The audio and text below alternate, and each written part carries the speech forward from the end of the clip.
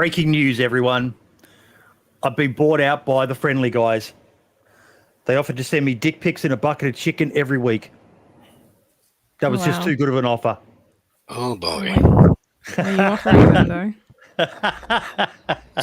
How we all doing, everyone? I was hoping Cobra was going to be on this week. I bought this shirt a couple of weeks ago and said to the lads that I'd wear it when Cobra was on and see how he reacts to it. But he pulled out mic issues or something like that. But yeah, Devil, nice to see you, buddy. How you doing? Good evening, man. We all good. Glad to have you here, mate. Glad to have you here.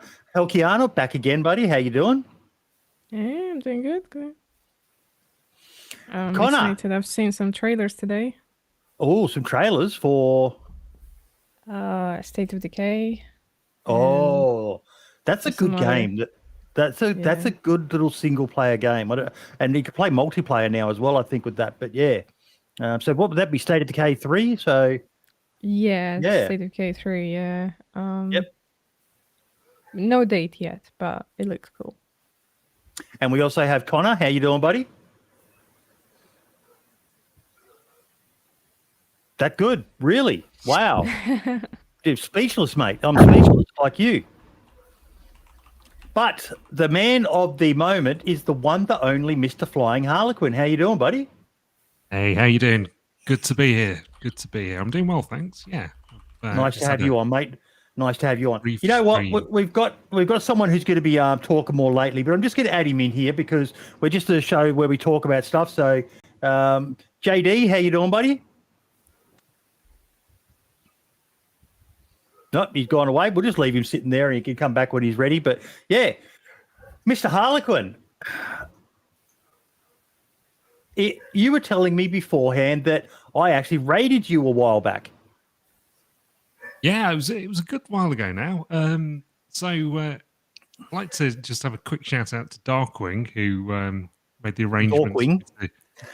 Darkwing. I can't bring myself to say Darkwing, but quick shout out to him for suggesting that I come onto the podcast. But yeah, he came in and reminded me that you'd raided me. It was probably almost 12 months ago now.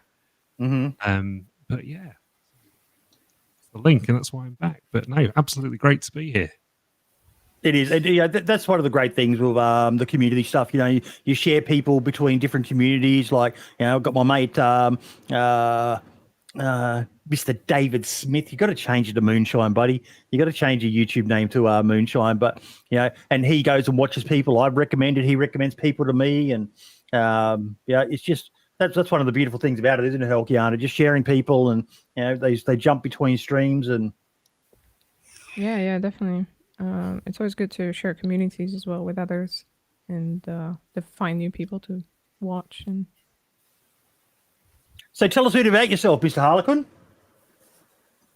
Oh yeah, where do I start? So I was kind of late to DayZ. I wasn't one of those kind of early adopters who came from Armour, etc.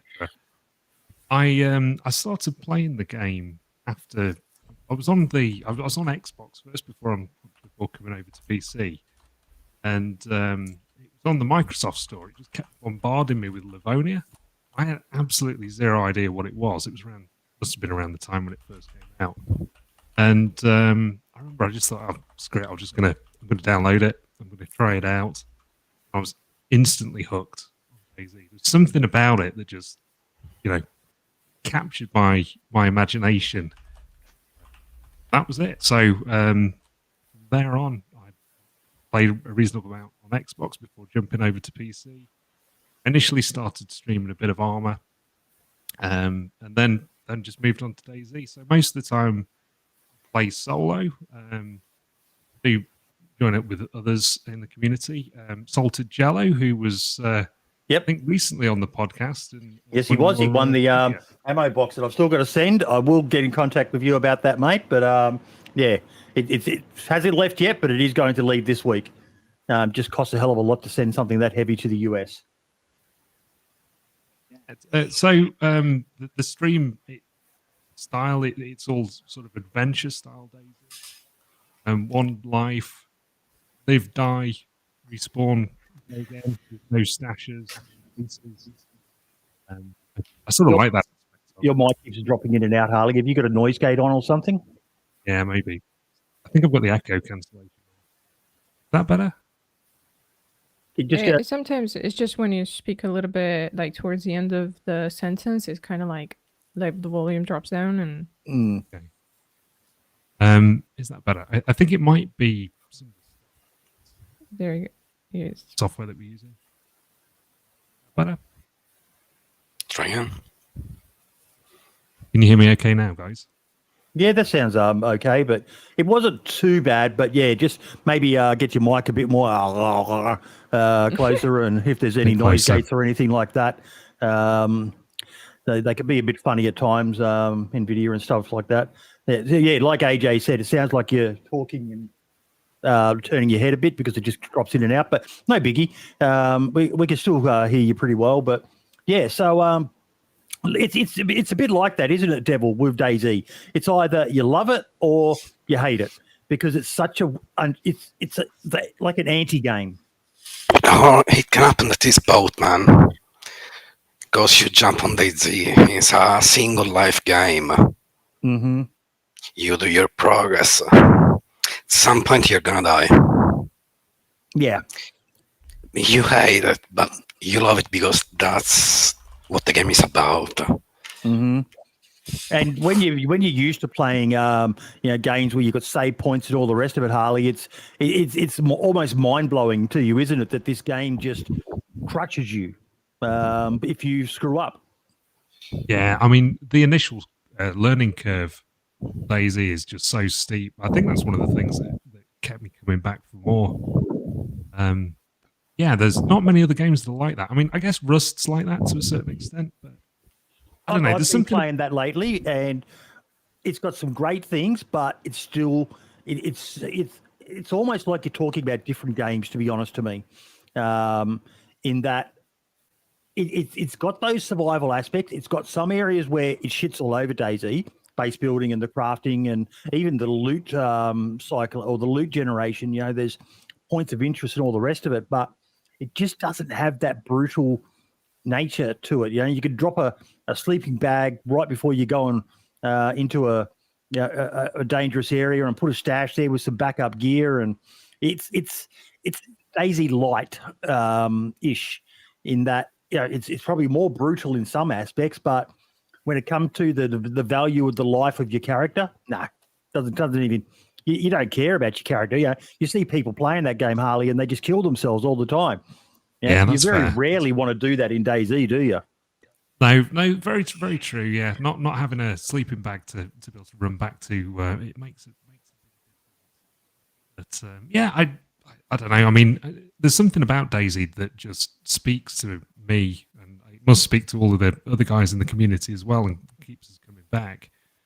And there's something about DayZ that DayZ has it, but there's a lot of other survival games that have a similar sort of format, and just they don't have it. I mean, thinking of some like popular survival games, that something like Scum, for example.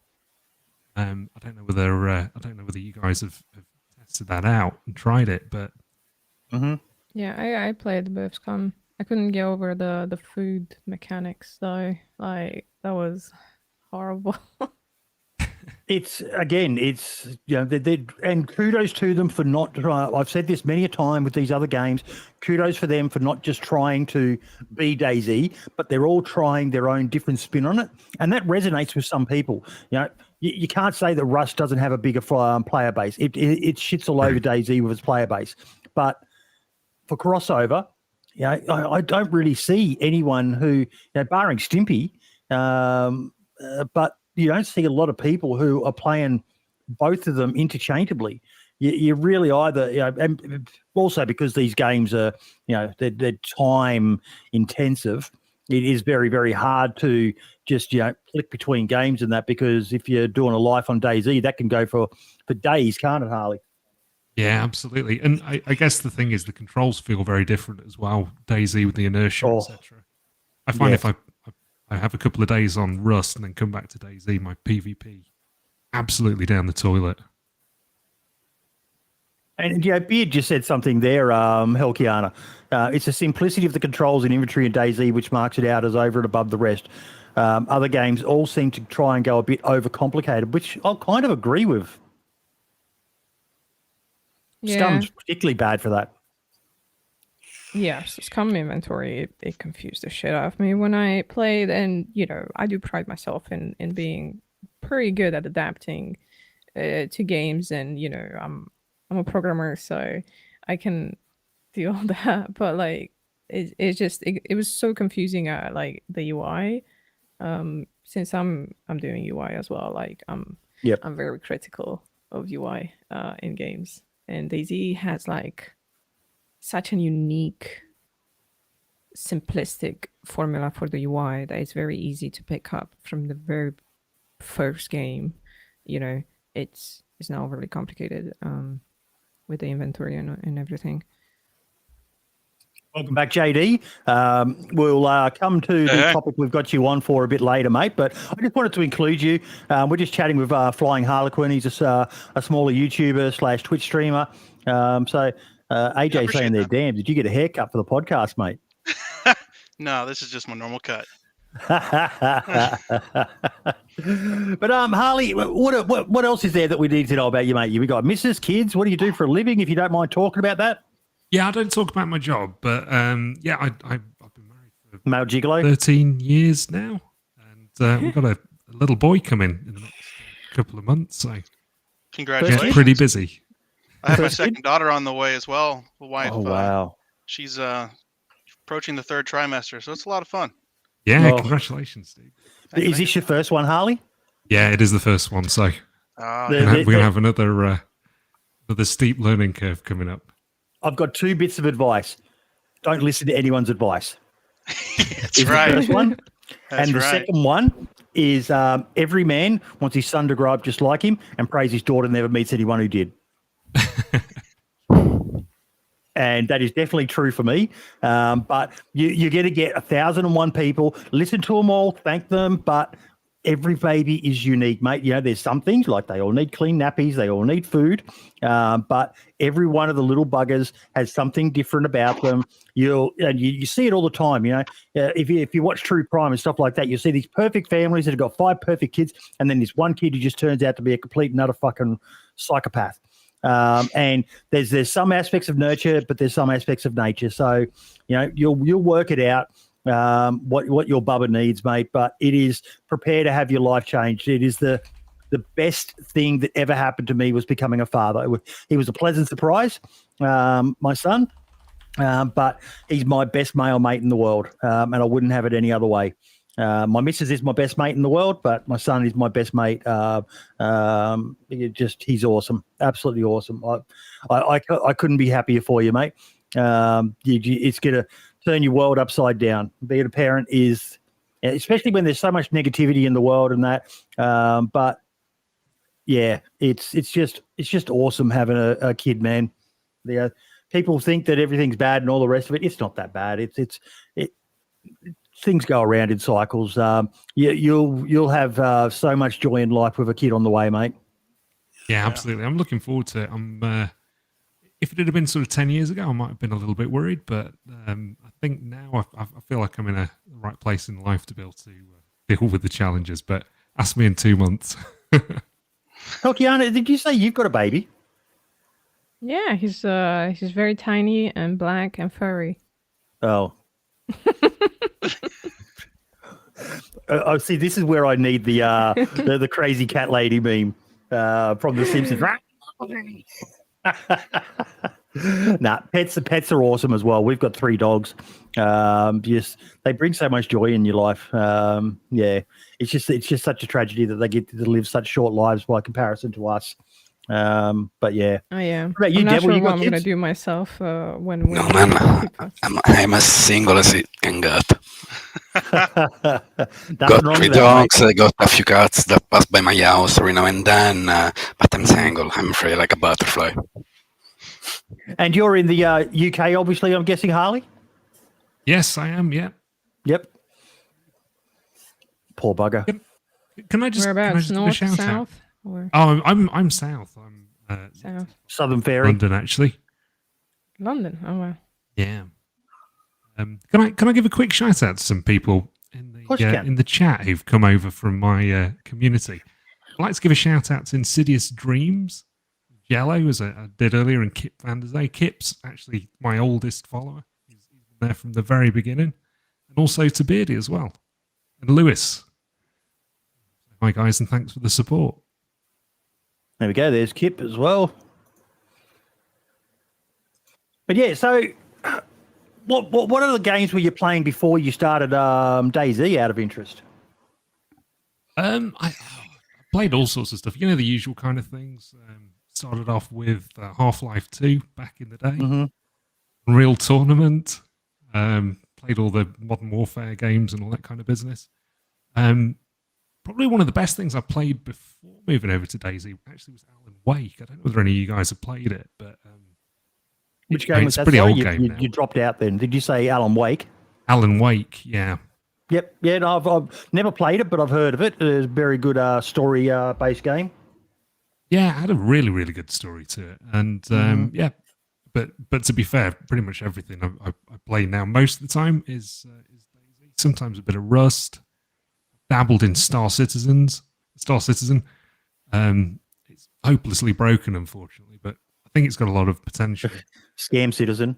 I've heard game that. Is you look up feature creep, and that game is the dictionary definition of it. I'm sorry, but you've got to draw a line in the sand and just say enough. We're going to full release now.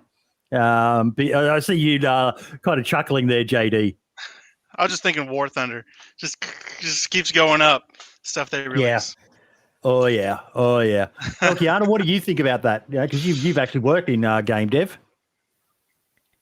Yeah, I don't know. Like sometimes with these games, they just at some point they need to just end it to like go, okay, this is full release. But yeah, it's about money. Like the same with Tarkov, right? Like Tarkov's been early access for like 7 years or whatever. So and they keep saying next year is gonna be 1.0. It never happens. But yeah, I don't know. I've always wanted to try Star Citizen, but same. A mate of mine, Murray, plays it all the time. He loves it, but I don't know. It just it's a great idea, but it's just come on. And yeah, I hear some of those ships are like, you know, JD mentioned War Thunder, and I play World of Warships. Some of those custom ships in that could be $100, $200 or so. But I've heard that there's ships in that game worth thousands of dollars, and I'm like, Jesus, I hate myself when I buy a Tier 9 premium in World of Warships. If I spent $1,000 on a game, I would probably go outside and, unalive myself. If I didn't, my missus fucking sure would. She'll kick you out when she sees the bill, $1,000. Absolutely kick my ass.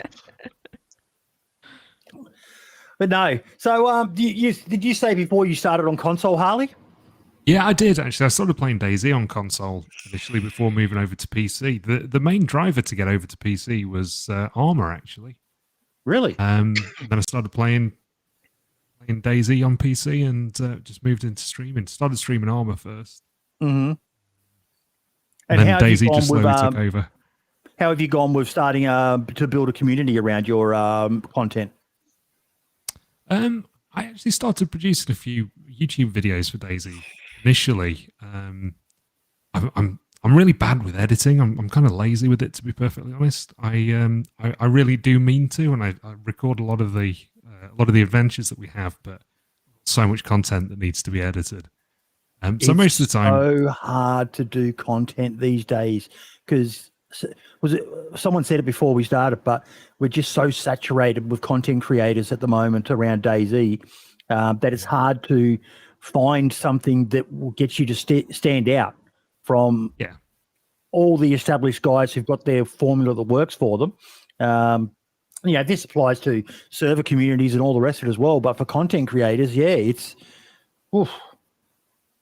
So yeah, I've kind of struggled with that, to be honest, because I the time that I've got when I'm not working and doing the other sort of family things that He, one has to do. JD, he says he struggles at the moment. How long away till the baby? For mine, No, like for him, he's saying he struggles with time at the moment and he's got a baby on the way. What's it going to be like then?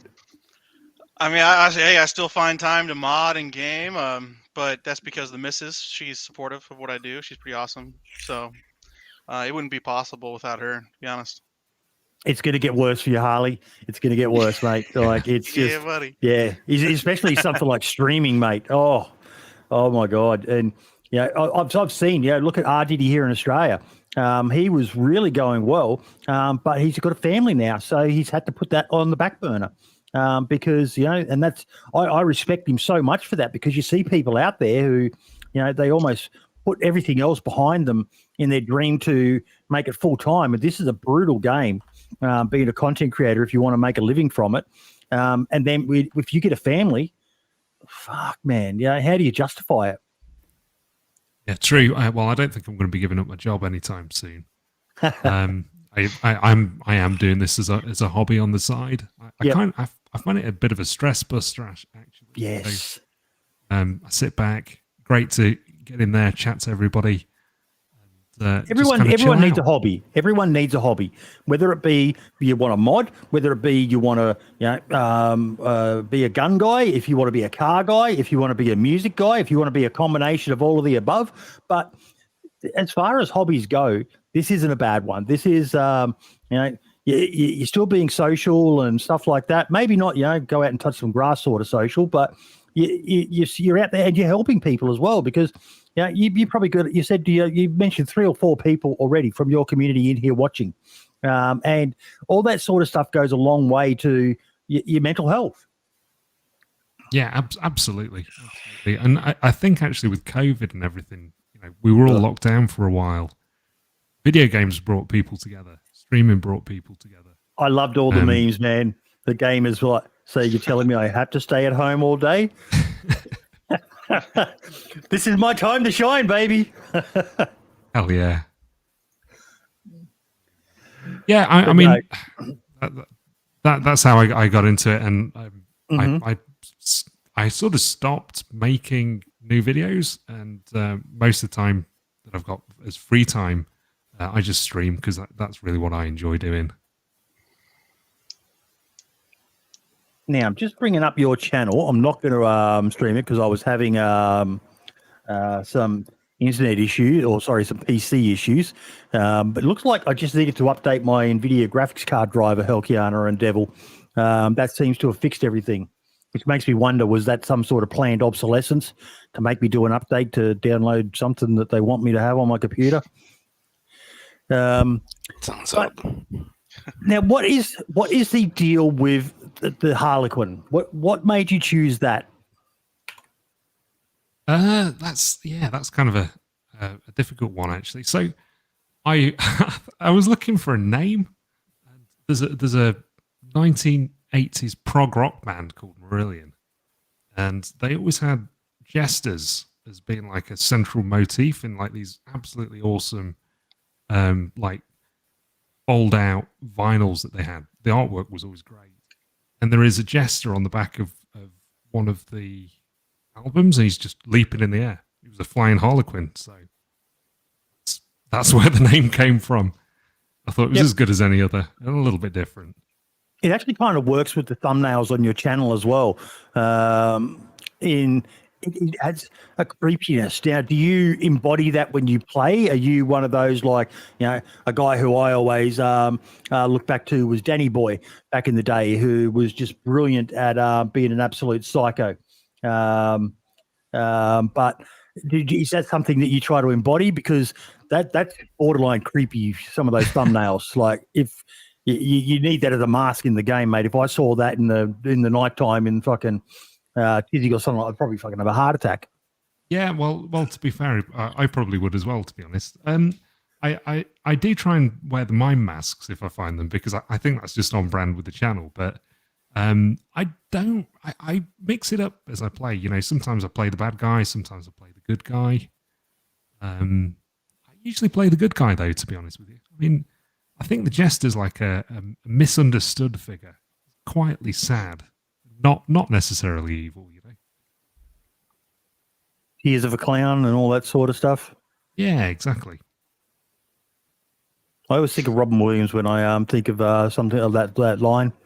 Such a travesty of losing that man, but yeah, just goes to show you never know what's going on inside someone's head. Yeah, absolutely. So Twitch is your main bag, though? No, I'd say YouTube, really.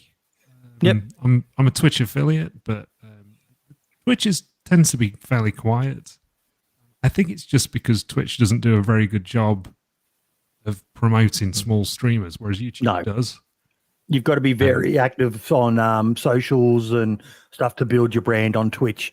YouTube is slightly better, but still could be better as well. But you've got to be actively promoting yourself and not just expecting everyone to come to you. So that's smart that you realise that, mate.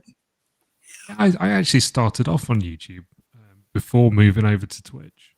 And now with the ability to be able to multi-stream, I do both because it's kind of a no-brainer. Why wouldn't you? But the ability to be able to stream in 1440p on YouTube is immense, especially for something like DayZ, which is such a beautiful game. It is. You do shorts as well. Yeah, he's got some. Let's check the shorts channel. Yep, that's always a big way. You know, I see you got one there, 5.2 thousand views. Most of them just seem to get hundreds of views, but every now and then you have one, another one, 2.2 thousand. It's a good way to get yourself out there, particularly in the TikTok generation with everyone seeming to have ADHD. It's a great way to get people to become aware of you. But yeah. Yeah, maybe putting some things on TikTok would be a good call, actually. There's software out there that can do it for you. What's it called? Opus Clips is one that I was using, but I'm just lazy. But it can go through and basically post to a number of different platforms directly for you. Once you've identified it. I just don't know how well it works with gameplay, but it does do all right for podcasts and things like that. I should be doing it more, to be fair. I'm going to make that my new financial year resolution. Financial year starts for us in July in Australia, but yeah, try and get more people out there aware of what we try and do here on the show. But what else what have you got planned coming up in the future other than the baby? Oh, crikey. I don't know. I mean, that's sort of taking up most of my mental capacity for short-term planning, to be honest. Everything else is on hold, really, until then. As far as the channel's concerned, it's going to be more streaming, more of the same. Probably will try and kick myself up the backside to do a little bit of video editing. But, yeah. Just more of the same. Well, you hold a baby, you know. You can do some editing. Exactly, yeah. While the baby's sleeping. Shield your eyes, baby. Daddy, she's got to kill this man. I mean, I've seen recently on Twitter, there was this lady, she was playing Call of Duty with her baby in her arms. It was like sleeping as she was playing on the controller. She obviously had the headset, right? So the baby couldn't hear. But he was sleeping in her arms, like comfortably looking, you know, and she was playing COD and she was like, oh yeah, get shit on, you know, like while she was holding a baby. That's why females are better than men. They can multitask. Me, I can barely work out how to play a game and drink at the same time. So yeah, let alone trying to hold a baby and look after it. Jesus. I want to ask you something, Harley. You said you're also an armor guy. What do you think of Reforger so far?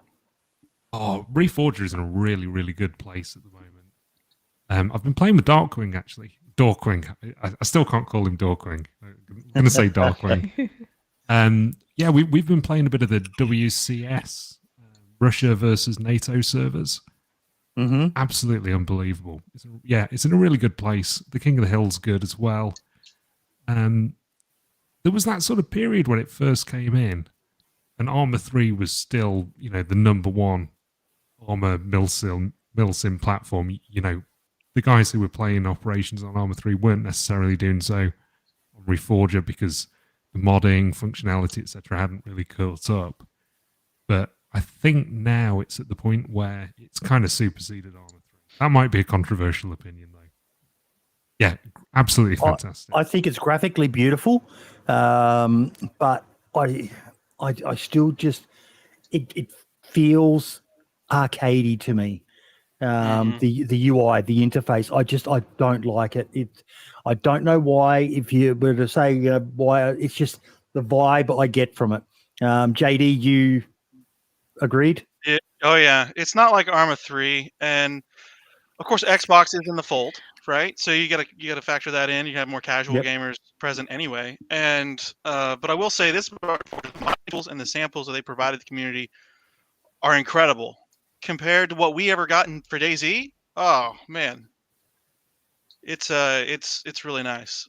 So that once the things click for a modder, they can make that transition, that jump from DayZ to Arma Reforger, but it's a lot more difficult for Arma 3 modders to jump to Infusion.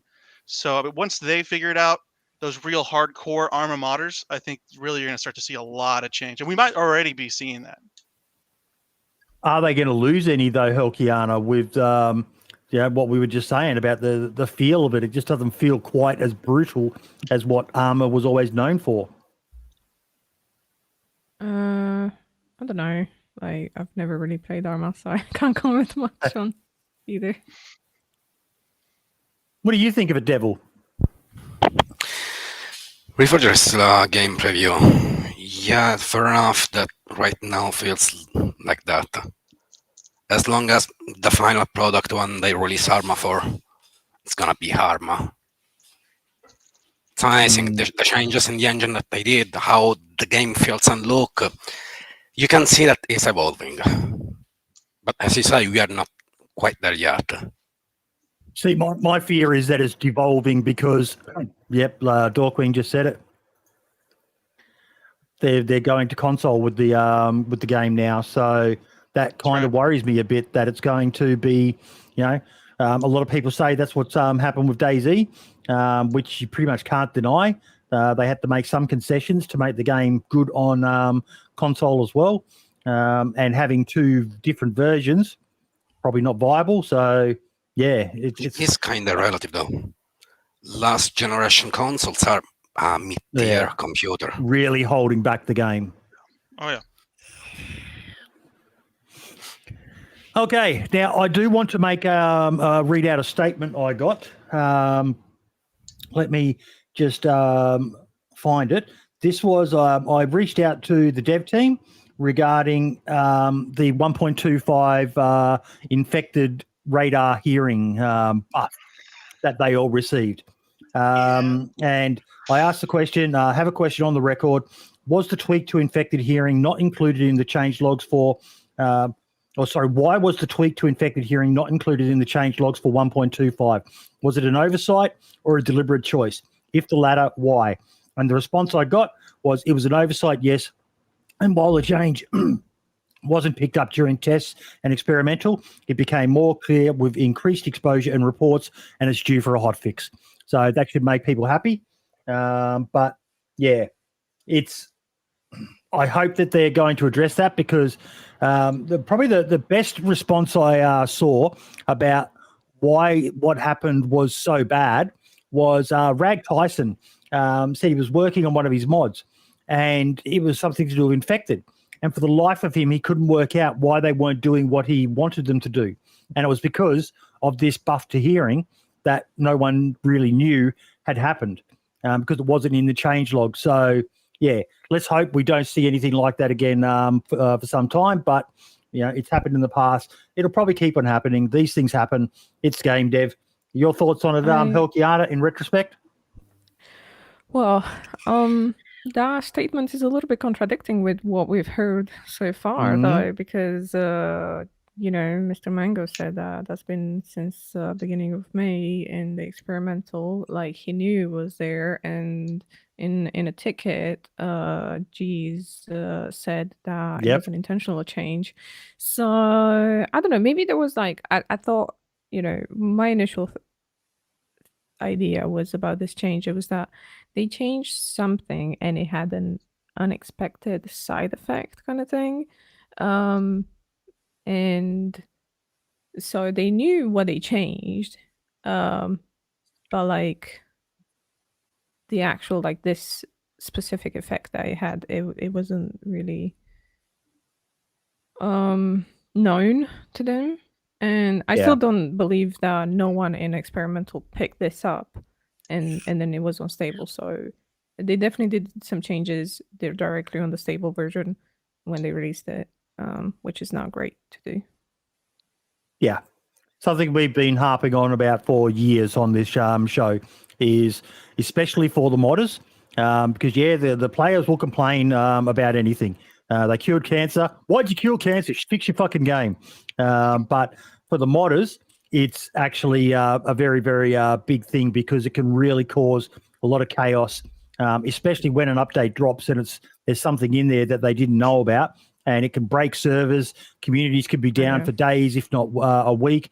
In the past, we've had some quite terrible releases that, you've got these people who are doing what they do. Majority of them aren't earning, big bucks from it, if any at all. So it's a hobby and a passion project. And, they're having to take days off from work to try to get their community back up So I was worried when I went on holiday because like I've tested my mods with the experimental, but like you've seen, like they've done changes directly to stable, and I could not predict that they will do that this time. And I was on holiday, I was like just praying, like, because they did it one day early, because they did it on a Monday instead of a Tuesday, which was a bit of a weird in schedule. And I was coming back on Wednesday, and I was like, at least if it's just one day, then I come back quickly, fix stuff. But then they said this Monday, and I was just like, oh shit, it's gonna be like 2 days. Like my Discord is gonna be flooded with messages if they do anything. So yeah. Now, let's address the elephant in the room. I'm not that big. No, what did we decide on? Are we going to call this one Dabgate or Deadfall Gate? Dabgate. Do you like Dabgate, JD? I think Deadfall Gate's catchy. Dabgate is hilarious. Yeah, Dabgate. Okay, so to recap for those who don't know what we're talking about, there was, JD, I'll let you explain it, mate, from the horse's mouth. Yeah, so first and foremost, we have respect for the Green Hell team. What they're doing with the mod, the way they're handling it, the way they have handled it, is excellent. So we have nothing but praise for them. Basically, what happened is some people saw this transpire on Twitter. For those who dare to go on Twitter. So when we talked to them, we were actually exploring a way to take their mod files and fold it into our mod to work alongside our system. I don't think that was really made clear in the DM conversation that we saw, but that was the intention. Of course, we were declined, so the obvious option is to use what's publicly posted on the workshop. Just if someone were to ask Dab, hey, can I repack DayZ Editor, he would say no, but you're more than welcome to mod what I posted on the workshop to whatever you're trying to do. So that's simply what we did, and just launched a server, and we just really liked the mod. We admired it. We love the work they've done. The map's gameplay loop. I mean, like I said, we got nothing but praises for them. So, ultimately. I reached out to a lot of people in the community, people that I respect, or their thoughts on it. And the majority of people came back with, yes, it's legally okay to do. There was some, and we'll clarify this now as well, there was some accusations that they repacked it, which is against the rules to be able to do. Oh, yeah. But Helkiana cleared that up with us and said, no, that wasn't a repack. Helkiana, do you want to explain the bit about the few lines of code thing? Yeah, so when the Fall guys posted the screenshot of the workshop mod, which is called Days Before Deadfall, I believe, it caused quite a bit of uproar because they repacked the mod, but then you could clearly see in the screenshot it says 2 kilobytes. So there's definitely no repack there. So when I looked inside of it, it's just a simple config CPP file where some areas on the map are set, I believe, as safe zones. That's what I could tell from the code. It was just an addition to those areas, like adding a couple lines. Another thing to note is the Ludicon. So we have to make all those files from scratch. So even if Deadfall is the empty canvas, our painting is not going to match their painting. So it's two different experiences, even on that level. Files, yeah. So because that's one way mappers, I guess, restrict access to their maps is one by not sharing the mission files, and the second is by not sharing the key to the mod. Now, on that point, explain what Helkiana about how you can, well, don't explain how to maybe, but explain about the protocols and the how it's viewed to go in and take something that's not readily available, which is the PBO or the key. Right. So, like I said, did I say that right? Did I not sound dumber than I am? PBO? No, PBO, yeah. So the PBOs are the actual game files, like you could say. The key is used to sign the PBOs to basically, when it goes on the server and a client connects, a player connects, it verifies that it's the same key to make sure that nobody's editing those game files, those PBOs, to try and give themselves advantage in the game. Like a security check, really. It's like a bit of security check at the beginning. So an easy way to trick most people into thinking, oh, you can't use this mod, is by not sharing the public key, which I do myself as well for my server mod. But most folks do that with their server mod because posting the public key is not necessary when you just put it on your proprietary server. But then again, and I think Dab said this on Twitter too, you're more than welcome to use our server pack, which holds my custom weapon animations, amongst other things, like stats, like soft skill stat systems, similar like 7 Days to Die player stats. And but it will be a lot harder to integrate compared to just adding a map because, like I said, someone is welcome to try. I can't stop anyone using my mod, right? And the same that we can't stop them from using it. But for server mods, they generally have more of a harder time to use them because we have such intricate modding made specific for this server. Like, because I make mods for my server, which I know how they work and what config it needs and stuff like that, So someone trying to use them will not have a good time. Okay, I want to read you guys something that I had sent to me by someone who I have the utmost respect, and it was a very well worded essay, for want of a better word. Okay, as far as I understand things, a map mod has been uploaded to a public Steam Workshop page so the players can subscribe and play in the map, but no server key is supplied with the mod. So the only people who could run the server are the map mod owner and anyone they share the keys with. The reason for this, as far as I understand, is that the map mod is unfinished and still in development, but the mod owner has uploaded it for public testing purposes and wants to restrict access until they are ready for a full public release when server keys will be included in the mod, so it can be run by any server owner. As far as I understand, this is common practice amongst modders who wish to restrict access to server owners from using their mod, withholding keys, mission files, etc. This restricted access can be for a number of reasons. Some the community would generally accept, some others less so. For example, it would be acceptable to restrict access during the development phase, but once finished, the mod should be released to the community to use. After all, especially with map mods, you're using assets from the game. Otherwise, the mod should be hidden for public view on the Steam Workshop. It could be argued that by limiting a mod's access from all server owners, you're creating an artificial shortage, encouraging people to have to pay for priority queue access. However, and I don't know what rules this may break. I believe that if you create a mod of any type, unless it uses aspects or code from other mods or assets from DayZ, you should be able to restrict access in some way, as long as you don't fall foul of Steam and BI's terms of service and monetization rules.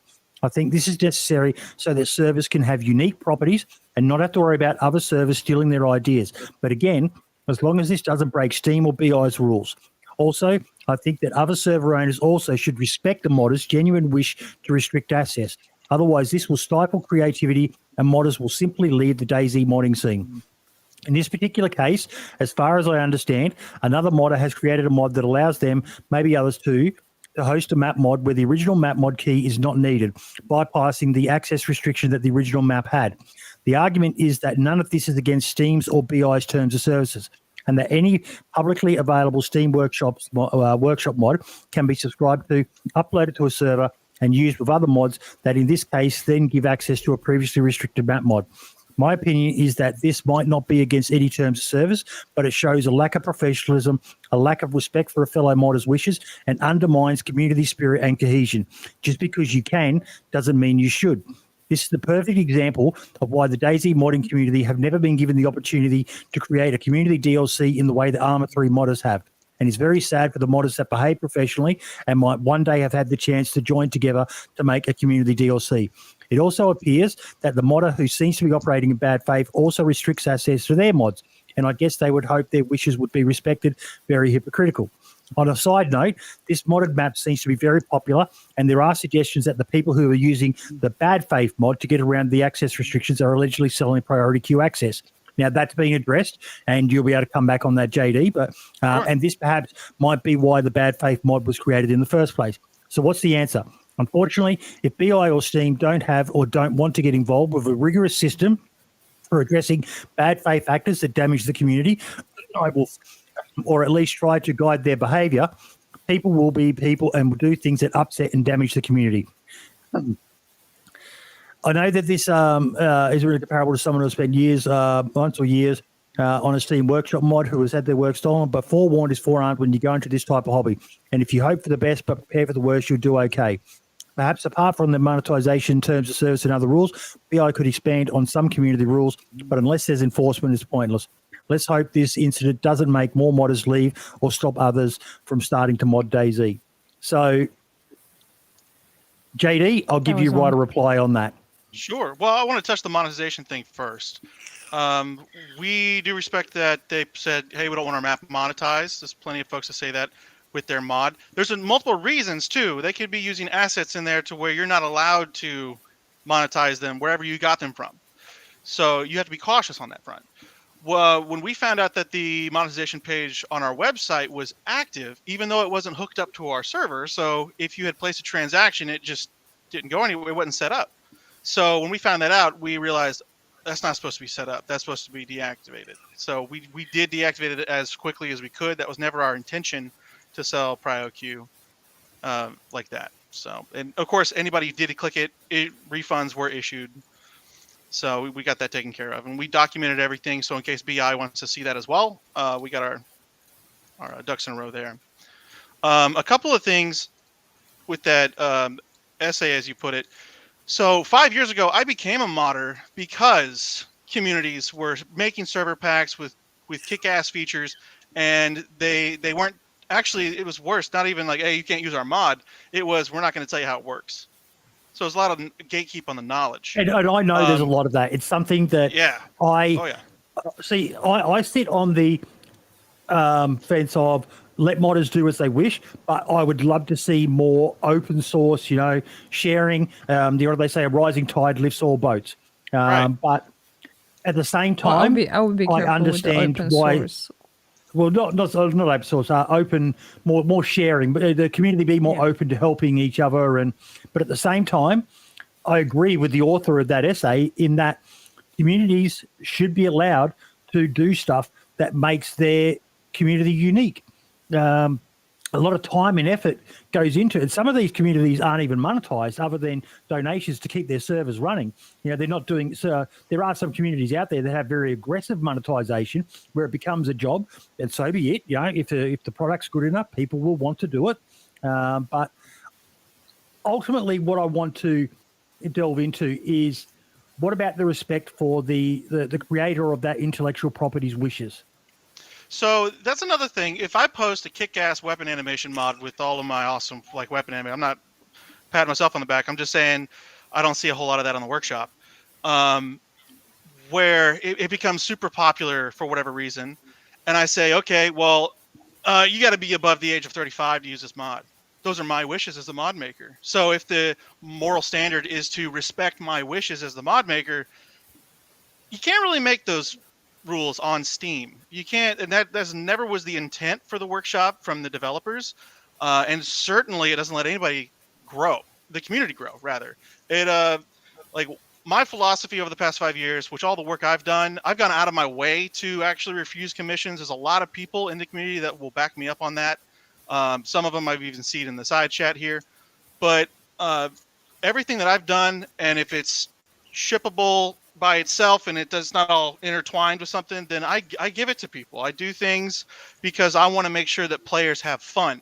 My payment, and I've said this 1,000 times to people over the course of 5 years, my payment is that person who comes home at the end of a long day's work, kicks off their shoes, hangs out with their friends, and this place, or maybe some of my work, contributes to that place that they call fun, they call home. That's the payment for me. Okay. And so, I know that one idea will lead to another idea.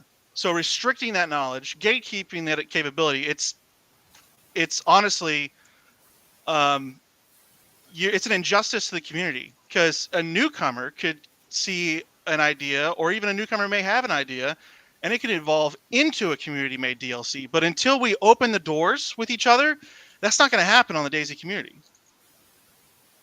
Harley, I want to bring you into this, mate, as a content creator, because one of the things that I struggle to understand is why modding is viewed this way, whereas a correlation of sorts, there are a lot of differences, but on the BI website, it talks about with content made by other users, so other content creators. You must respect the copyright of other people, not just Bohemia Interactive. If it infringes someone else's rights, then you can't do it. Usually there is a clear license included with each work. If there is no clear license, you are simply not authorized to use it. Just because something is available for download doesn't mean you can freely use it. And from what I understand, they're talking more about videos and stuff like that. Why does that apply to that and not to modding? Like, does that baffle your mind, Harley? Yeah, I had a quick look actually in terms of service on Steam just to see what the deal was and whether there was a difference. And based on my reading of it, I think there is a clear difference. If you're making a video and you're uploading a video, you still retain your ownership in the copyright of that video. As I understand it from Steam, if you make a mod and you upload it to Steam, you're providing a license for somebody to be able to use the mod. I don't think that it's aligned with the Steam terms and services that you can then put restrictions on it and control how that mod is used. That's just based on my sort of layman's interpretation of it. Yeah, So I think I want to add here. Yep, Yeah, go for I it. want to add Mark. here. So, like you were saying about content creation and like videos or streams compared to mods. So, why you would the word use for mods, using mods, is the same as watching videos. Is not using, like taking the content of the videos and then using it into your own content. That's the equivalent. Yeah, that'd be on par with repacking, I believe, right? Yeah, so repacking would Yeah. be using the video content, and if you're not allowed to, Because there do is that, fair then you can't use do that people it. need to remember when it comes to content. So, yep, carry on. Yeah, so repacking is the same as using someone's video, but using mods is the equivalent of watching videos. So if you're gonna put a video, like I've been thinking about this whole weekend, how I could phrase this, but like if you think about it, like, you put a video on YouTube, but then you put like some sort of filter on it, and you say, well, you can't watch this video unless you have the other part of this filter, right? And you share that filter on Discord, for example, for your community, and someone else grabs gets that filter and then watches your video. You can't tell them you can't watch it but I have the filter. I can watch it now. You know, it's the same kind of thing that's happened now. Where it's like, if it's public and there's a way to watch it, you watch it. You can't just be telling the people not to. Yeah, Devil's Devil's mic is static. So I think it's really important for the modding community to help each other, and that's what I try to do while being present in the modding community and being a dad. So watch out. But like I've released quick how-tos to like say import a weapon, a generic weapon. I've worked with Hunter Z, assembled an amazing team to build a proper Blender plugin tool, community-made tool, for everyone to use for free. So no paywall, no gatekeeping. It's free for everyone. I put together kind of a samples pack on my GitHub. So something that was basically modders couldn't touch for the past, 5-6 years, animations. They can now do whatever they want with animations. And sharing this knowledge, as you said, Bodhi, I mean, the tide raises all boats. That's what it is. And if we can't, as a community, get beyond that and we stay like, this is my special egg and I'm going to keep it to me, man, then if we can't grow beyond that, then the idea of a community DLC, that's a pipe dream. So we have to evolve as a community. And that's actually the spirit of the devs. That's the whole point the workshop was put up. And to touch on the buy key thing, I see some of those conversations in side chat talking about that. They didn't post the public key straight out, but actually they did. So we had all the tools publicly available to us to run that mod. And that's true for any mod. If it's a server pack, whichever, then that can be done. There is a clause or a statement in the end user legal agreement that says you're not allowed to really modify, reverse engineer, whatever files. That is not black and white, and that's been made clear. These type of rules are left gray on purpose. Otherwise, tools that modders use all the time, like Mikiro's tools, would be plutonium. They'd be radioactive. You wouldn't be able to use them. yeah. So as long as you're acting in good faith for the community to share and grow ideas with each other, you're good. As long as no repacking is involved, of course. That's a different topic. It still, for me, comes down to, at the end of the day, that person made it. We should respect their wishes. Yeah. It still comes back to the whole, you can't run this unless you're above the age of 35. You make arbitrary rules on someone else's platform, that gets sticky fast. That to me is more of what they call like that, you're going to more fallacy? extremes. A fallacy? Yeah, a logical fallacy. Logical fallacy, yeah. I think that's the word for what you're saying. It's like you're making another argument about what other rule that you could add there that is not really the equivalent of, hey, just don't use this mod because it's for my server, or don't use this until I'm finished testing with it, kind of thing. I think if we start making our own rules on someone else's platform, then it doesn't help the community But this at all. isn't a rule per se. This is an ethic for me. Like, I'll come straight out and say it. This has been great exposure. You know, they say that drama creates exposure. And Dab is he's got a bit in common with me. He's never been shy of speaking his mind and doing stuff to, that whatever he feels like, and become hell or high water to the consequences of it. But there have been people say that. This has been great exposure for Dab Sandbox and what you guys are doing, which is some amazing shit. You're both, JD, I wasn't too familiar with you, sorry to say, but that's because there's just so many fucking amazing people out there. It happens. I'm just a dude, to be honest. I put my pants on like everybody else. I'm fine. But yeah, it's like Erno said there. Yeah, if their goal was to grow the community by this action, then they failed, because there's been a lot of big name people. I've seen Amish Z, I've seen the Running Man, who basically said you should be respecting their wishes. What's your comeback to that, JD? Come again. Sorry, my headset, I think, came unplugged right there.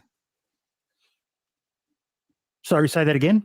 Can you repeat my the headset question, came Boydie? on. Yeah, Oh. my headset came unplugged, so I didn't hear like the last 20 seconds there. Sorry, and I just completely forgot. Kiana, can you summarize what I just said? I was just looking at the messages over there. Basically, it's about like how this action you've made of like using the mod, and you're not respecting the wishes of the creator, has actually created bad,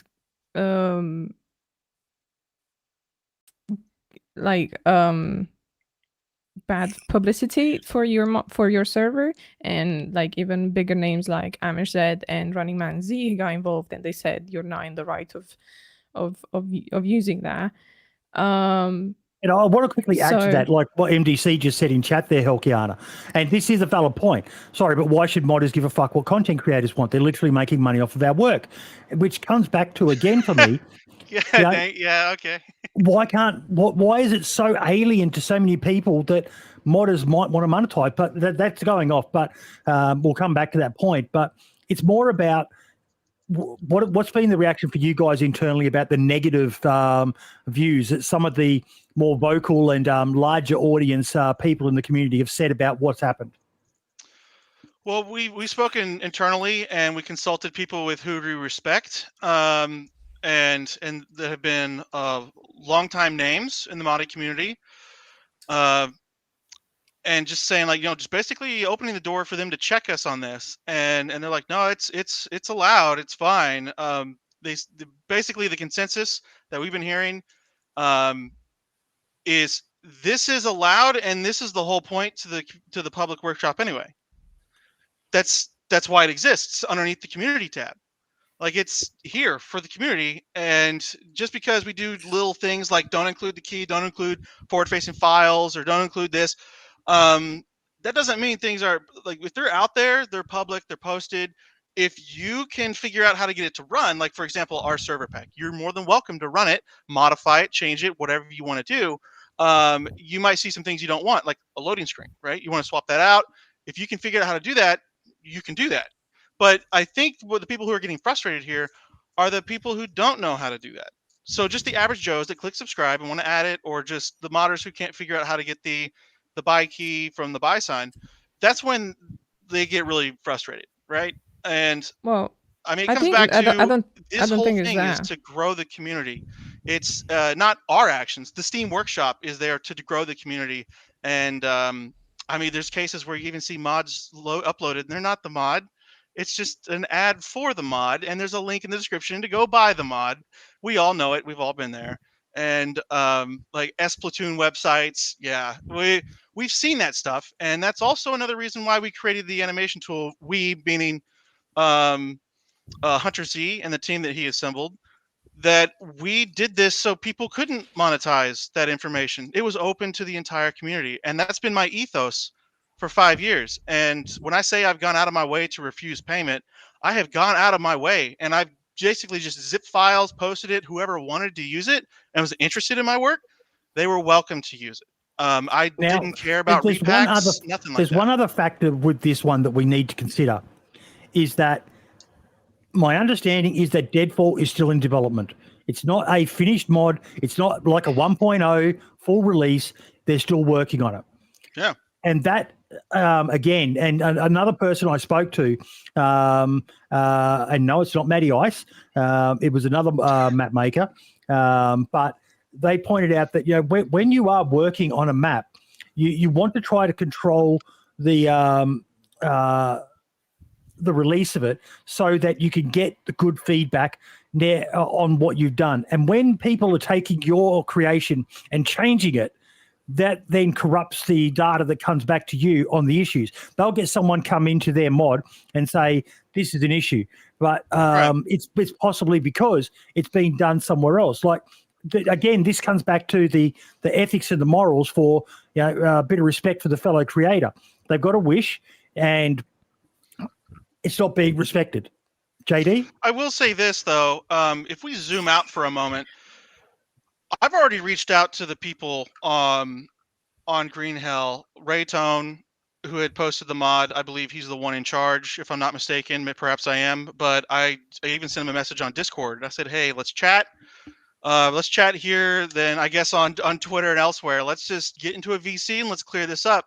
the feedback we gain on the map is valuable to them. And what I wanted to talk to them about was, why don't we work together on this? We'll help. Like we have praise for what they're doing. We don't think anything bad of the way they're operating over there. We think their work is cool. Let's make something cool. And that's the whole point. But I think we, as a community, especially this past week, have gotten sidetracked on that we're trying to like hijack their content when we're not. If anything, this has given Deadfall a lot of exposure. Well, look, on that point, Dab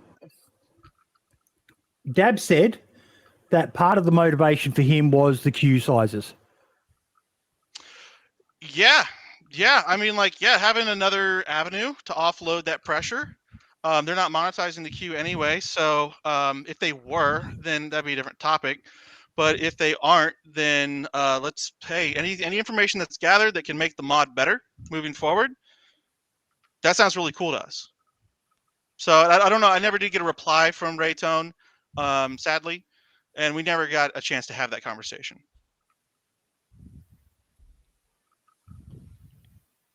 I think that like there's been obviously a lot of new maps more recently that had this kind of like closed testing, which I think it changed a little bit the view on how we feel about these public mods, but you can't use them mods kind of thing. Which, you know, like I said, you guys, you haven't broken any rules, any legal stuff or whatever, but I do think it's morally wrong to use a mod that is specific for a server. Now, for Deadfall, I feel like they've been stretching their testing for a bit, way too long. You know, for me, as an outsider, I don't even play. No, I never played. I never even looked at it. I didn't even want to play on their servers. But for me, it felt like they're milking this kind of hype a bit too long.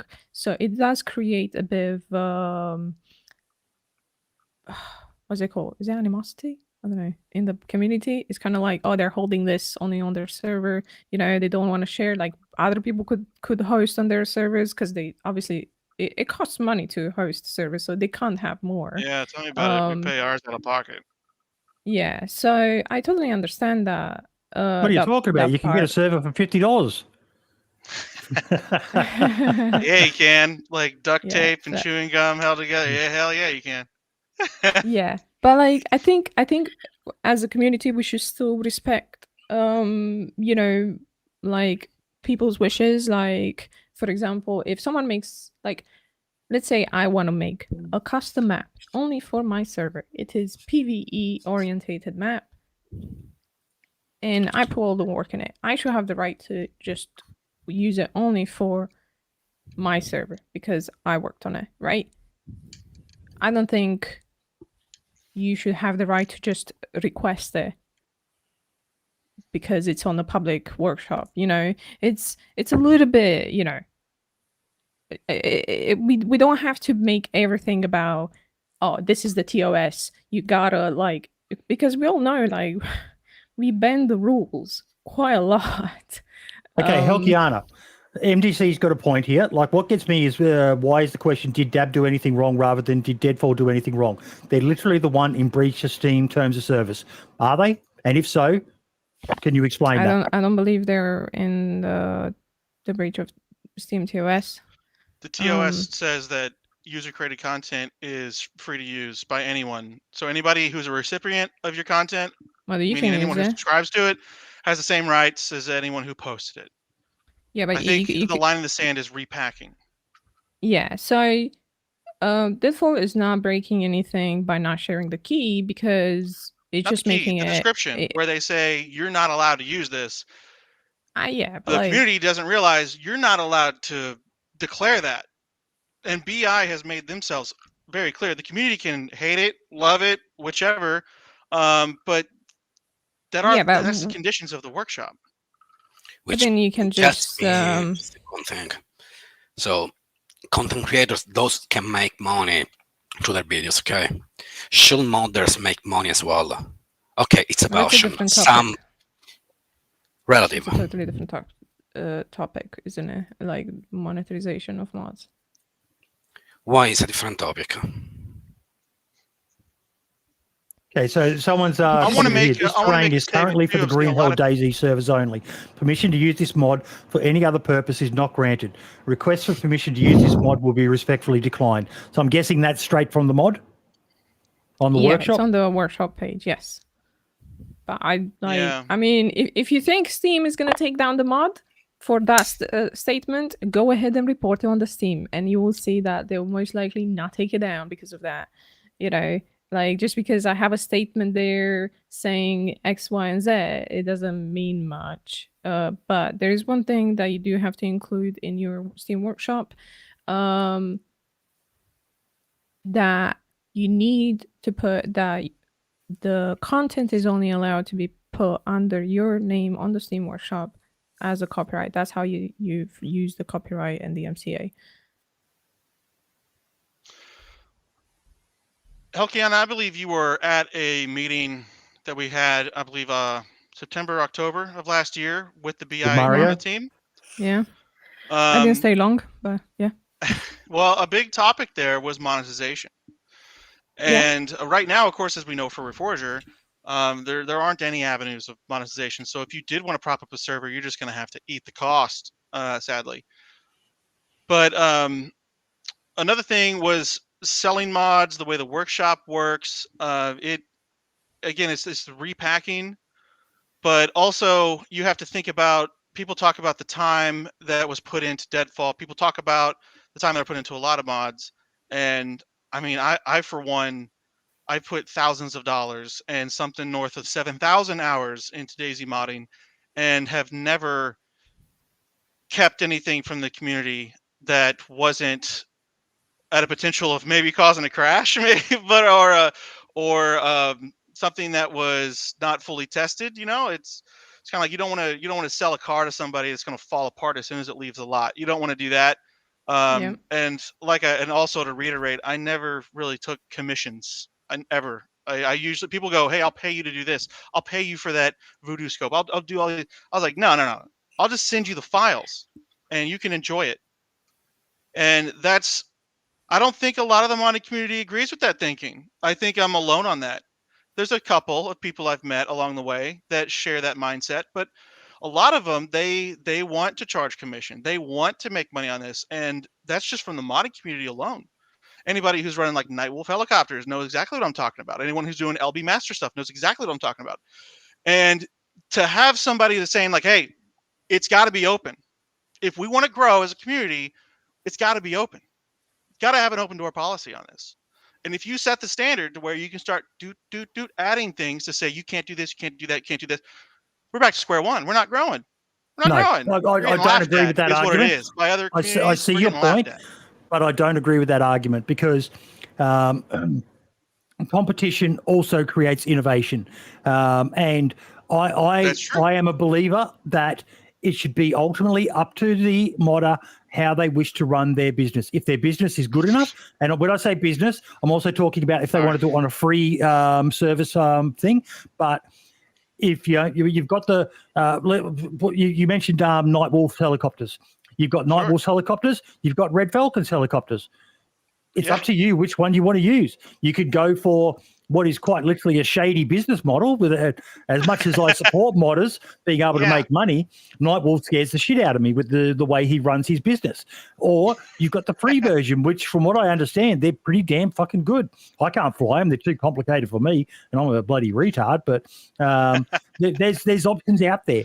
If someone does something well enough, I don't have an issue with them being able to monetize or control. We're going off topic a bit here with the monetization aspect of it. As far as I understand, it's clear that they don't want to have sold mods. And they made it extra clear at that meeting they are not going to have that for Arma Reforged or Arma 4, and it's going to be strict as hell. If they find out, that's why they transitioned to their new workshop. Now it's in game. If they find, well, of course for console as well, but if they find out that you're selling that mod, you're paying off the workshop. That's from the horse's mouth. That's how it's going to. That's how business is going to be moving forward, because they're sick of this. They're sick of the way the community has been handling this. Sorry, I'm just got to give a shout out to Spud Muffin. Yeah, but I like want it when I my friends want where he's like, argue. God help the point person something working in out. the DayZ workshop. I want to point Ooh. something out. So, like how we were saying, like rules are not black and white, and how like this thing, which I say, you can, you can use a workshop mod. Yeah, it's there, but it's morally wrong to do so when told not to use it. Is the same kind of thing that we kind of overlook with commissions, right? We are not allowed to do commissions for DayZ. If you use DayZ tools and you sell that work, you are in breach breaking of the TOS. in breach. Yeah, we Yes, see you it are all in the breach. time. But it is something that it is overlooked and allowed because, if you pay someone for their time to make something for your server, then yeah, go ahead. But we are against reselling of mods because that's what creates this division into like having mods, gatekeeping the mods, But if you want to pay someone to make stuff completely custom for your server, that's okay, right? So it's kind of in the same kind I of don't know. I feel like I spectrum, need to take a shower if I were to sell something to a server that I import or make. Even if they bought the And model that's your or I right bought to the feel model. that way. But I think we're going off point a bit here because, as far as I understand, Deadfall don't have a monetized model for this, do they? Yeah. No. No. from what I'm So hearing. we're not talking about a Bitterroot style, which I still support. I love the Bitterroot model because and that's a topic for another day. But it still comes down to me that what about the professional respect for another fellow modder? They want to wait for something that's in development. Let's forget about whether it be a mod that they're trying to is completed and they're saying you can only use it on this one, which is against the rules. But for something that's being developed, like it seems to me like it's an oversight of the Steam Workshop that you can't have something controlled whilst it's in development. Now, I know it could be abused, but you could implement a reporting system if people feel it's being abused. But you've either got to go all in public, everyone can do what they want according to the rules, or you've got to go private and then have the friends list only and stuff like that. Yeah. There's no platform for testing. Awkward process. Now, I'll come back to you, but Harley, you've been listening for a bit, mate, and you're a bit of an outsider on this topic. What are your thoughts so far as someone listening to all the different arguments here? Crikey. Right, so, yeah. I know there's two sides of this coin. Grandpa always said, no matter how flat a flapjack is, there's always two sides. Yeah. Hell yeah. So man on the spot now. There's clearly a divide, isn't there? There's two things. There's one, what does the community think is right? Two, what is legally right? They're split. I think the legal position is probably fairly clear. Can't put restrictions on what you put on the Steam Workshop because that it doesn't mean anything. If you write something on Steam Workshop where you've uploaded something that's been distributed to the public for public use, you can't put a restriction on it. I think that's probably fairly clear, at least based on the stuff that I've read. There's whether or not it's considered to be scummy to use it and violate the wishes of the modders. And I mean, I'm not passing any judgment one way or the other, but I think the community itself probably has to self-regulate, and maybe that's what we're seeing happening. Elk? Yeah, so I was saying because like you were mentioning, they want to test this for a while. Like I have mods as well that say, this is experimental, but I do have those like open to anyone to use and test them, right? But if I want to test something, like I've been implementing some survival mechanics on my server and someone opened a ticket, they were like, oh, I want to buy this feature. And I'm like, look, when I'm ready with this feature to go public, when I've tested it enough on my server, I will make a public mod. But then it's the same kind of thing, like Deadfall doesn't want to be fully public because they're still testing, they're still developing, but there's no I think platform to. Scale Speeder made an excellent comment in chat. Is you're just gonna have to privatize. You're gonna have to make the mod private on Steam, which is but you can't. Just a drop down option, and that's what it's there for. Yeah, but you can't use that, can you? Like, how is a random Joe gonna join the server if the mod Well, is I will private? say when we were setting up our server pack and everything, we were working on it. We did post it privately, and we made the people we wanted to test. We made them contributors where they can go on the workshop and actually download. Yeah, but that's mod as a we were very pushing limited things. pool of we had people, beta isn't tests, it? and that's the way you run your tests. And then when it goes public, I mean, that's what the drop down's for right there. You open it, and that's the same Yeah, for but our that's stuff. invite the same only. for It's a anything very that- a different type of testing, right? So even if you look at tests of games, right, you have like the closed testing and the more open testing, and then you have the full release. If you look at it, that's what Default is doing, right? They're doing an open test on their servers, right? And then they would release it to the full public. And it is the same kind of logic. If they could have a better way of doing this, I'm sure they would use it. I'm sure other people would use it. But like, yeah, I don't know. I think what you guys should take out from this discussion is that, yeah, you were in the right to do whatever you wanted. Legally. Right? But legally. But a big part of the community is against it, and you should take that and think about it. A big part is with you. I've heard so many people like being like, yes, they did what was right, and why shouldn't they use it, kind of thing. But you should think about the community as well, like what you've done. You've affected a lot of other mods, by the way.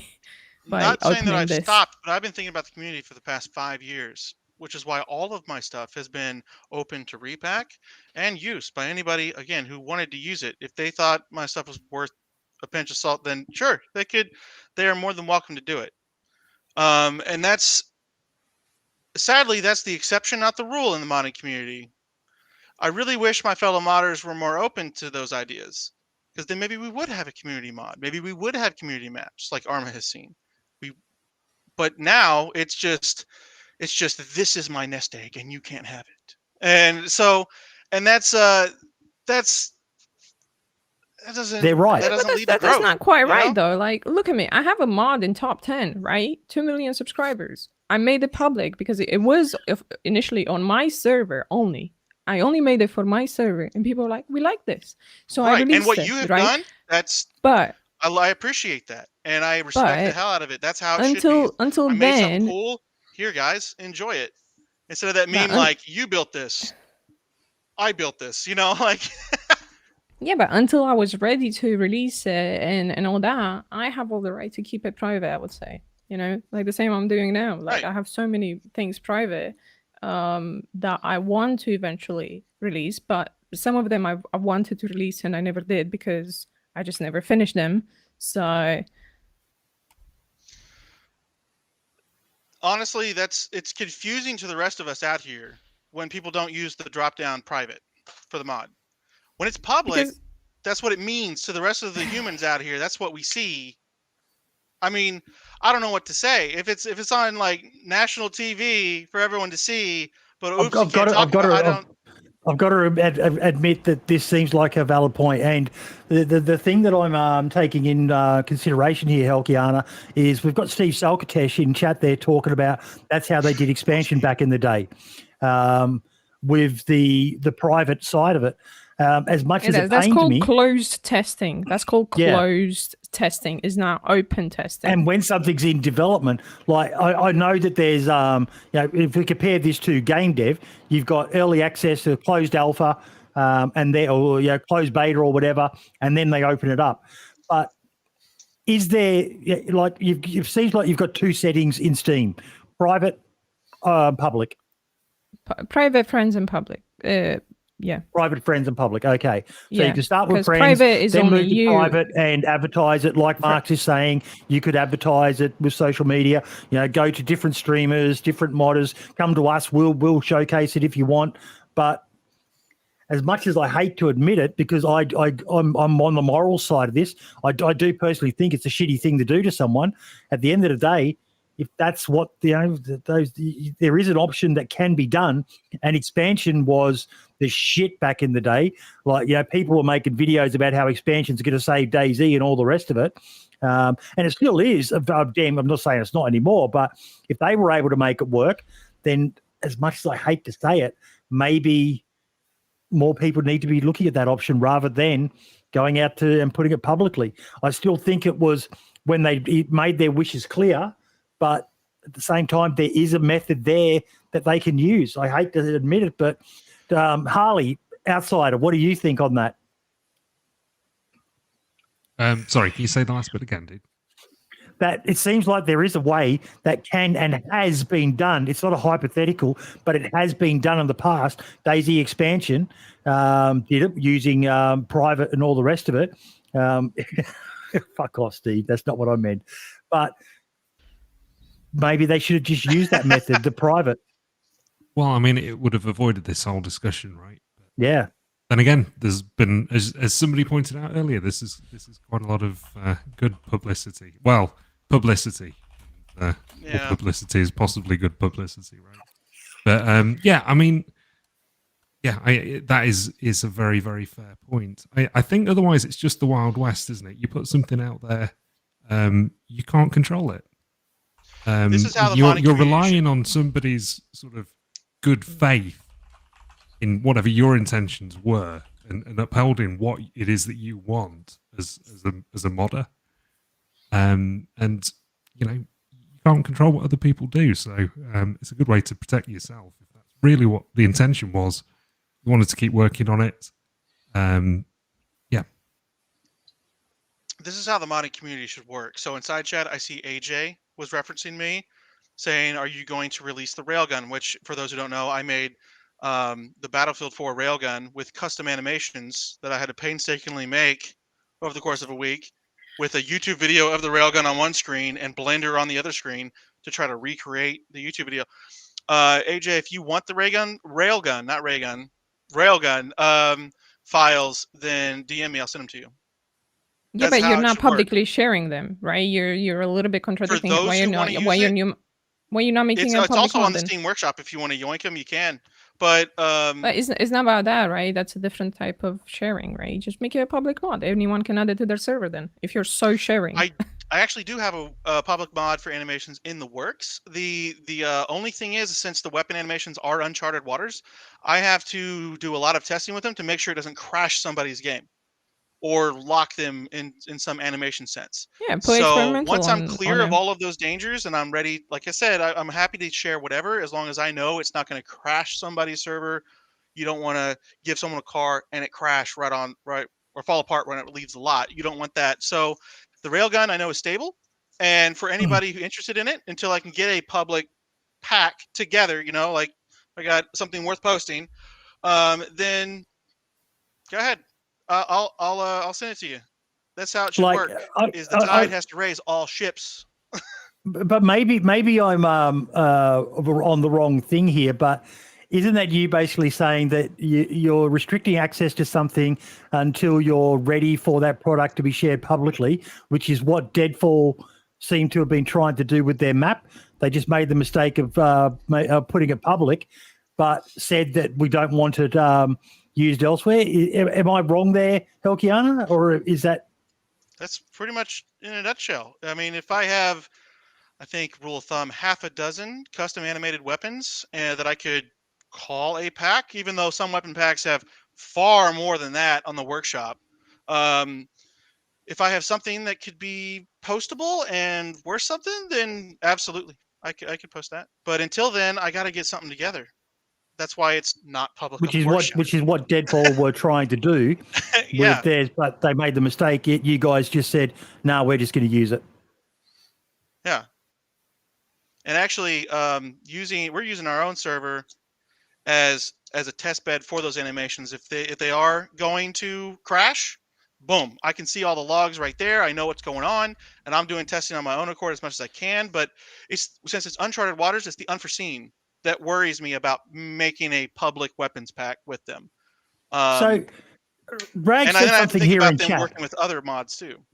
Look, Rag said something here in chat. Helkiana, I'll come to you on this one, but I think this sends out a signal to every server owner as well. Basically, this could start that people make the same server names using the original server's mods. Legally allowed, morally questionable.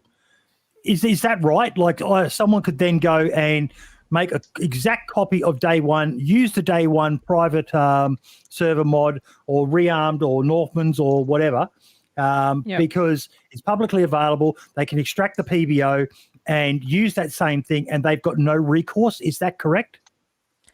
Unless the server actually files an IP, whatever registration for that, yes, people will be able to legally do that, which is absolute dog shit for the community. And as Basically Tyson opened the Pandora's mentions, box here, haven't we? when Choco POS made Day One copy, right? Yes, that was what I was thinking was against it, including Dab was against that. So, you know, it was morally wrong. I mean, there was nothing illegal about it, right? Because Day One is not owning that name. Well, from what I know. So why was it wrong then, and is it not wrong now? JD? Sorry, I was reading chat because ADD is strong. What was the question again? Why was it morally wrong for Choco POS to have a server identical to Day One back then, Okay. and what you're doing now is not? Is like it's okay now to do it. If I think Dab put it correctly in the side chat, is that if you're joining a server, if it's using the rearmed pack, but it's not called rearmed, or it is called rearmed, but it's not actually rearmed, that's a different topic than using a mod that's publicly posted, right? No, it's not. If I use much stuff pack on it, or if I repack it or anything like that, those are two different things as well. Well, yeah, the repacking is definitely different. But like, if I their go, name. We say Days Before, which in all transparency was just a joke that I made in January after the whole Days Before debacle, and Dab said, "Hey, what do you want the project to be named?" And I just like smart-assingly said Days Before, lol, and there it stuck for us. So it's that's different. If we actually came out and matched their name, that shows malicious intent. If I posted like Rearmed US1 and ran all their mods, that's malicious intent, in my opinion. You're basically trying to copy them. But if you're saying Bob's server and it's all the same mods, I mean, and that's okay. Players are smarter than that. I don't know. I'm gonna stop on this topic because we're not really getting anywhere. Like I'm just kind of telling you, this is a big part of the community feeling that what you're doing is wrong. But obviously I do sympathize with the fact that, probably they've been making this testing a bit too long. They've attracted the attention. Let's just release it, like kind of thing in a beta, like full open beta kind of thing, or whatever, to continue testing. But yeah, that's all I can't add anything else to this topic. Yeah, look, and JD, I want to thank you for coming on, mate. Because this is a contentious topic, and it seems that there is people pretty much. I don't think there's too many people sitting in the middle, but it's a very contentious topic, and I think AJ summed it up. What did he say there before? You all just realised the shit show that modding is. Welcome to the shit. Welcome. Lamau, you all just realising how for DayZ modding is. Welcome. Please. No, it's not so much about the modding community being displeased. There's always going to be division between people with different ideological differences on how things should be. Some people think it's wrong that modding should always be free, and then there's others who I'm open to. You do it how you want to do it, whatever works for you. If your product's good enough and you want to monetize it, people will buy it. Which I've got to give Nightwolf credit. He's got to be doing something right that people keep on buying it. But I sure as hell wouldn't. But I know some people who I respect who bought his stuff before, just because it's apparently good. But I don't know why you would when there's what appears to be a damn good free version in Red Falcons and the expansion ones as well. But yeah, look, I want to thank everyone in chat. Boyd, crediting Nightwolf. I've got to give the man credit. He's doing something right. He's still around. BI haven't managed to kill him, which is part of the problem with this whole issue as well. They say it's illegal. Workshop, but he gets around it. We're against TOS, but he gets around it. But and they can't do nothing about him, or they won't do nothing about him. So it just creates this weird environment that we find ourselves in. But yeah, JD, thank you so much for coming on, mate. You were up against it for a fair bit, but thanks for having me. No, honestly, you seem like a nice guy. Is that sharks on your shirt, mate? I don't know what it is. My wife bought me this shirt, so I don't know. I love it. It's like Costco shirt right here. But yeah, thanks for having me. It's I've seen the podcast in the past a couple times. It's not the first time I've seen my work mentioned, but it just the dots weren't connected that it was me. But ultimately, I want to say my takeaway here is what I have done is for the community, and I want to share that with people. And because I got another kid on the way, I don't know how much longer I'm going to be on tap. I might get busy, so the one thing I want to say to you to consider, and this is for Dab as well, you might have wanted to do it for the community, but you've divided the community a lot on this topic. So I do think that there's some lessons to be learned from this. The way it was done, some of the memes and all the rest of it that happened, and all the rest of it. But I have no doubt that your intentions are pure. I just don't think it's been as good of a outcome as we wanted, and it appears to have opened up a Pandora's box of what people can say they can do now, because it's legally okay. But there's going to be. We'll probably be talking about this in a month's time, to see what the washout has been from it. Like MD saying, because that's morally allowed. Well, yeah. So it's okay for people like Bastard and others to put their mods up on the workshop with the description private mod, right? Well, that's not, because Bastard. That's what everyone's saying they should have done. Isn't he? I'm pretty sure Bastard is selling his mod, which is a very different topic. I do want to say if people want to protect their mods from usage, there is a fucking way. So one way is by making dependency on server side only code that you can put on your server PBOs. Those PBOs don't have to be signed because they're run only on the server. So if I have to, I will make a way of protecting these mods. I'm just going to put this out there because I'm the same way about selling mods. I will make mods to replace those paid mods that everyone is paying for. I will eventually do it. I don't know when, but you call me when you want to do that. You call me. We'll make some cool shit. But I also want to respect servers wanting to keep their mods only for their server, and the same goes for maps. If I want to make a map just for my server, I will fucking make it. And I will keep it private if I want to. And would this be a legal way of doing it, Helkiana? Yes, a legal way because, well. So we've basically got MDC and Inclement Dab saying that they would break the law then to break what you're doing legally, a way for people to protect their IP. That's not a good look, guys. I'm sorry. If Helkiana's right and it's legal to do what she's talking about, MDC says it's not legal.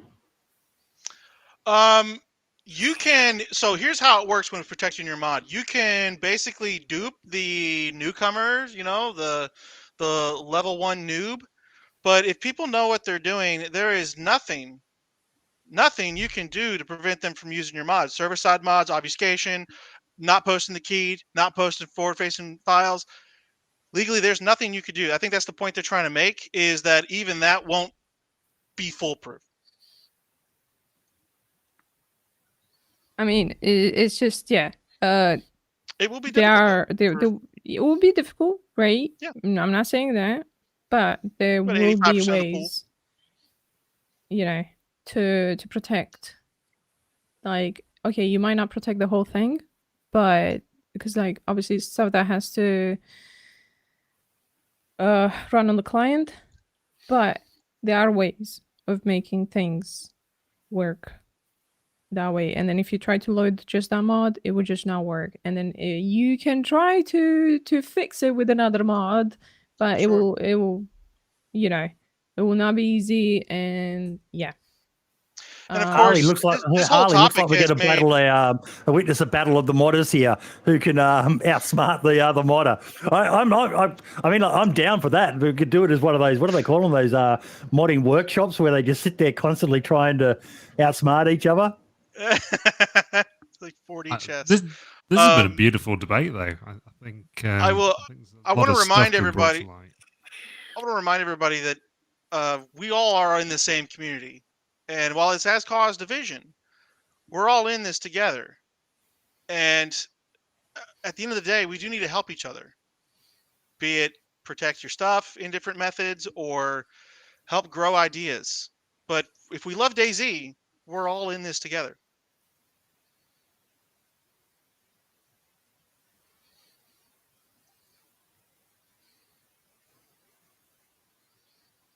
Sorry, I just had a weird link sent to me. I was just trying to understand the context of it, but yeah. Look, I think we explained a lot, but we didn't really get anywhere. But it just seems like there's people who either think it's scummy, you shouldn't do it, or there's people who think, yeah, it's scummy, but it's within the rules, and we're doing it for the right reason. So, yeah, it's 4 terabyte mods. Here we come. I think that's what you meant, isn't it, Beardy? Yeah, there's going to be that much stuff in there for obfuscating and all the rest of it. It's going to be some interesting stuff happening. Yeah. Oh, what a discussion, Harley. Hell yeah. I think we got some common ground there, though. Yeah. It's got to be a win. It is a win. I don't know about a win, but it was a good discussion regardless. But yeah, no zip bomb mods. I'll make it a rule. Devil, anything you want to add, mate? I'm good. You're good. Helkiana, anything you want to finish with on this topic? No, I'm good. JD? I'm good. I just appreciate y'all having me. It's a great discussion. You're welcome, mate. We try not to be an echo chamber here, and we want to countenance opposing views and all the rest of it. But yeah, thank you for coming on, mate. It takes balls, and I appreciate that. No problem. If anybody ever wants to DM me or anything on what we're working on, just let me know. I'm just a phone call away. Okay, last things we're going to do is Helkiana, what's your mod spotlight or game spotlight or whatever? Well, I guess just letting people know about the State of Decay 3 trailer that just dropped today, because we haven't seen any updates on that for a very, very long time. It's on the Xbox YouTube. If you want to check it out, I think I'm excited about that one coming out quite a lot. They still haven't given a date or a year even. So I don't know when it's gonna come out, but I am excited about it. So just kind of letting people know it's still in the works. Don't worry, it will eventually come out. I'm gonna put the link to the video in the chat so people can watch it on their own, so we don't have to share with or without audio or with disconnections.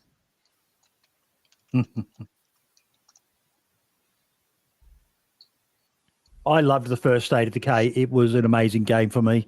Kind of blew my mind. It was a really good story and an interesting thing with the, getting people back to your base and building it up and having to go rescue them and things like that. It was quite a good game.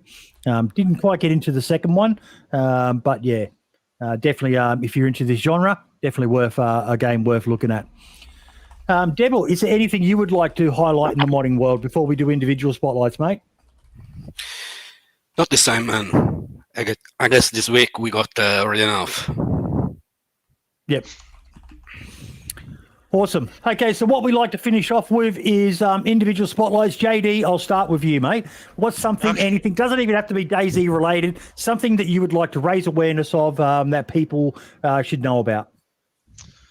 And if you say Deadpool map, I'm going to fucking kill you. Actually, you know what? Shameless. I'm gonna plug. Well, you could always plug our server, right? Our community, where we're trying to make cool things. That should already be base game. I think a lot of people agree it should be base game already. Other than that, for the modders out there, to plug the animation tools. Anybody who's doing weapons, clothing, any world props, the power is there. It's now in your hands, and it's free. So, if anybody wanted more information on that, just let me know. It's pretty much anything like that. Just keep rocking on, modding community. Harley, what about you, mate? I wasn't prepared for this, but I'd just say to anybody. That was convincing, though, dude. I just recommend to some of the DayZ players out there, and maybe some of the people who are still playing Arma 3 and haven't gone and tried Arma Reforger, go and check it out, and go and check out the WCS realism servers. I promise you'll enjoy it. Got a link for them? Have they got a website or a Discord or anything you can share in the chat?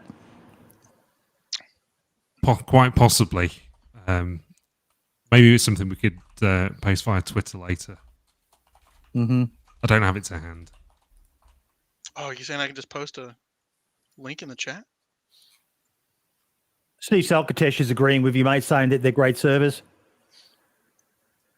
Darkwing's on it. He said that he can post the link. Awesome. But yeah, thanks, buddy. Check it out, guys. What about you, Devil? Anything you would like to shout out, mate? At all? No, man, this week we got enough. Elkiana? No, I'm good. This has been one hell of a week. So my shout out is just going to be to modders in general. Regardless of ideological differences on how mods should be done. I'll say it. I've said it once. I'll say it 1,000 times. # adopt a modder, folks. There's a lot of people out there who are doing stuff for free. Not every team has, the likes of a JD and a Dab in it, or the, the expansion team and Hunter Z's team and that. There's a lot of people out there who are just individuals doing some amazing work by themselves on their mods, paying for models that they then have to, like I was sharing some images of stuff and someone was saying you couldn't use that in DayZ. It's too high a polygon count for DayZ, so it'd have to be redone again.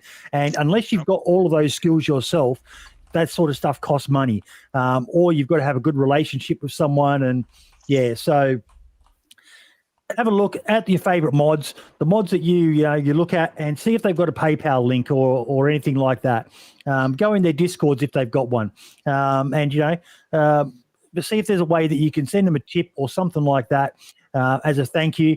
Words are nice and all the rest of it, but sometimes there's nothing better than buy them a beer, buy me a coffee, or something like that. Yep. Even if they don't use it for that mod, they might have a bill or something like that. Not all modders have got a job. They, might be between jobs or something like that. So go out there, spread some love. Everyone keeps talking about how modders save DayZ. Well, show them some love and give them a tip or buy them a coffee or whatever they've got as a way to say thank you for what they do. Some of them have got Patreons. It's why I'm so passionate about letting modders be able to monetize if they want to, because it's every patch that comes out means a lot of hours spent making sure that their mod is going to be ready to go for day one, so that they don't get that favorite message from every player out there, which is Helkiana. Sorry, what? I wasn't listening. Oh, God. Sorry, I was typing in DM. Fix your fucking mod. Broken. Yes. Fix my mod. Yes. Yes. Fix your Hey, fucking well, mod. don't worry, everyone. I shall be doing an update to Match Framework next week, probably, and Trader mod. So I'm gonna break every single server. Yay! And she's water off a duck's back. All your tears just quench your thirst, don't they, Helkiana? Yes, indeed. And then I'm gonna go on holiday. So. Yeah. Awesome. Thank you all so much.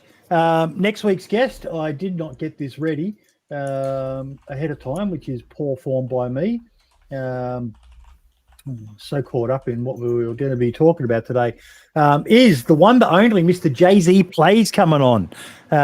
So another small creator like you, Harley. Have you heard of DayZ Harlequin? No, I'll definitely check you out, though. Yeah. Mate, all the best with what you're doing. Keep going. Are you looking to do collabs with anyone if they want to reach out to you? Yeah, absolutely. More than happy to do so. As I said before, the style is generally sort of adventure stuff, so I think that sort of molds quite well for collabs. More than happy. No, awesome. Reach out. Thank you, everyone. I will endeavour to try to make this long discussion just its own video and release that on YouTube as well. Feel free to share it with everyone. I think we did answer a lot. We explained a lot, clarified some of the issues, that there was no repacking. What they did is completely within the terms of service and the EULA and all the rest of it. Ultimately, it just came down to, was it morally right or wrong? Well, that depends on your morals as a person. And I'm not saying it's right or wrong either way, but, we all have our standards that we live by, and they're all different. That's what makes us all interesting. It'd be boring if we were all the same. So, yeah. JD, thanks once again for coming on. Thanks for having me. Harley, all the best. Keep us updated, and don't be a stranger, mate. If you ever want to come back on, if you got something interesting you want us to showcase, reach out to us, buddy. Yeah, thanks. Thanks a lot for having me. It's been awesome. You definitely got a wild episode, mate. Yeah, in with the bang, man. Yeah. All the best. Helkiana, Devil, thank you both so much for your input. You make this show smarter just by your presence. Thanks to you, man. All the best, everyone, and ciao for now.